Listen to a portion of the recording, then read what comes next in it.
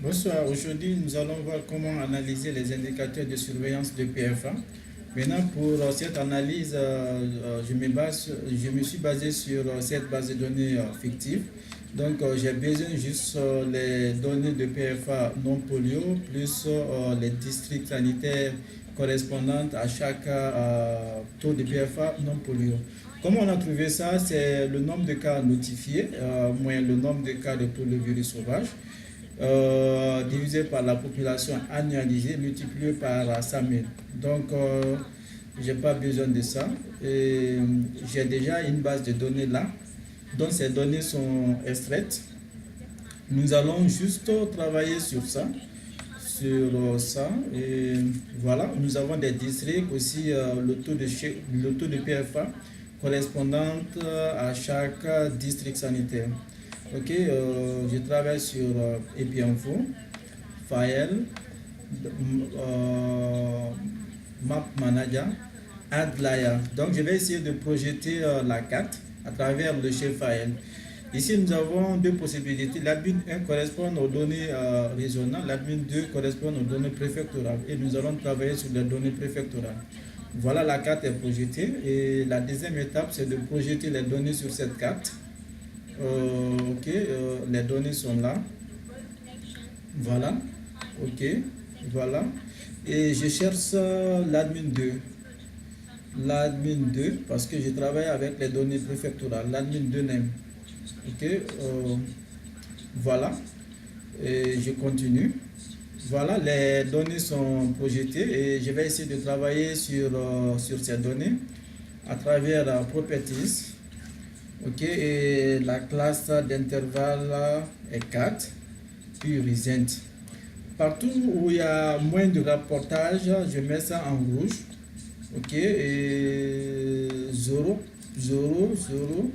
0,99. Partout il y a moins. Donc, n'importe quel district où il y a moins de rapportage, c'est-à-dire moins d'un, c'est rouge. Moins de rapportage, c'est-à-dire de 1 à 1,99 zones. Ok.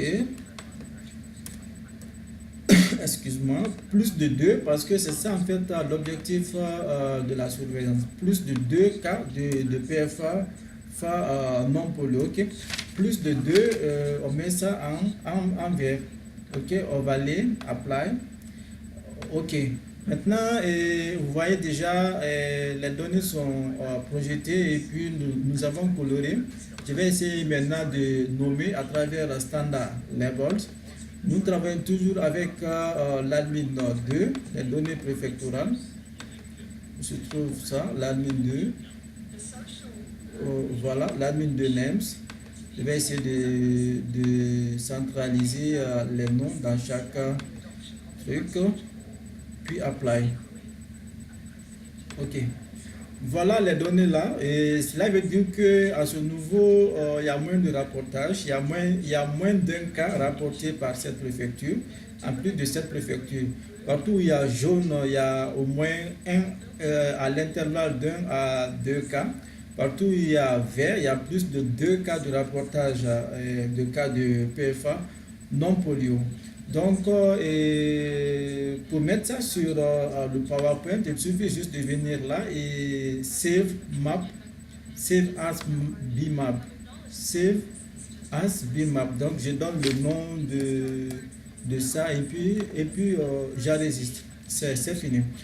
Donc, la première des choses ici, c'est quoi? C'est d'avoir cette base de données. Vous voyez la carte est déjà enregistrée.